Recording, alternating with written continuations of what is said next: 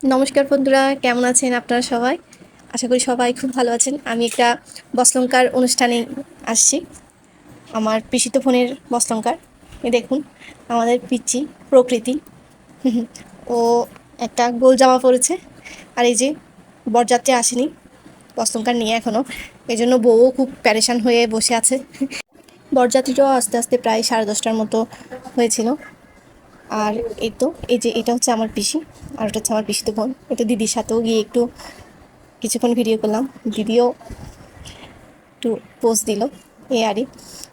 এরপরে বরযাত্রীরা চলে আসলো, বরণ করে নিবে এখন। সবাই ডালা নিয়ে আসছে। আমাদের হিন্দু ধর্মের তো বস্ত্রঙ্কারের অনেক নিয়ম আছে। আজকের দিনে শাঁখা পরবে, পলা পরবে, এরপর যা যা নিয়ম আনুষ্ঠানিকতা আছে সব কিছু হবে। বরযাত্রীরা ডালা নিয়ে নিয়ে আসছে। চলুন আমরাও দেখি।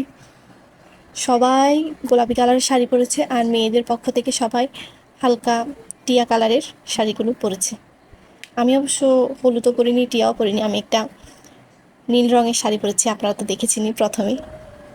এতদিন তো প্রচুর গরম পড়েছে, কিন্তু দিদির বস্ত্রঙ্কার থেকে ওদিন থেকে প্রচুর বৃষ্টি হয়েছে, যার কারণে পরিবেশটা ঠান্ডা ছিল আর ভালো লাগছে।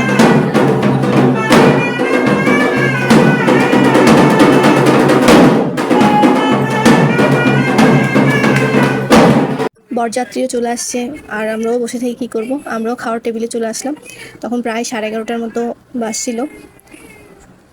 সিম্পল খাওয়ার দাওয়ার। বেগুনি দিয়েছে, এটা আমি আমার ভাইটা শুধু নিয়েছিলাম। ডিম, এরপর ডাল আর চিলি চিকেন আর সাদা ভাত। সিম্পল খাওয়ার দাওয়ার, তবে ভালোই হয়েছে খাওয়ার দাওয়ারগুলো। চলুন খেয়ে নিই। বিয়ে মানে অন্যরকম একটা খুশি। ছেলেদের তো একটু বেশি খুশি, কারণ ওরা নতুন বউ নিয়ে যাবে, নতুন বউ নিয়ে মজা করবে।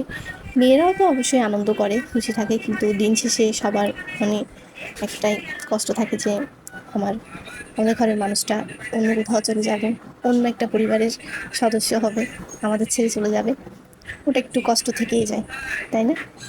খাওয়া দাওয়া শেষ করে দিদির বস্ত্রঙ্কারে চলে আসলাম। বস্ত্রঙ্কার হচ্ছিল তখন প্রায় 12টার মতো বাজছিল।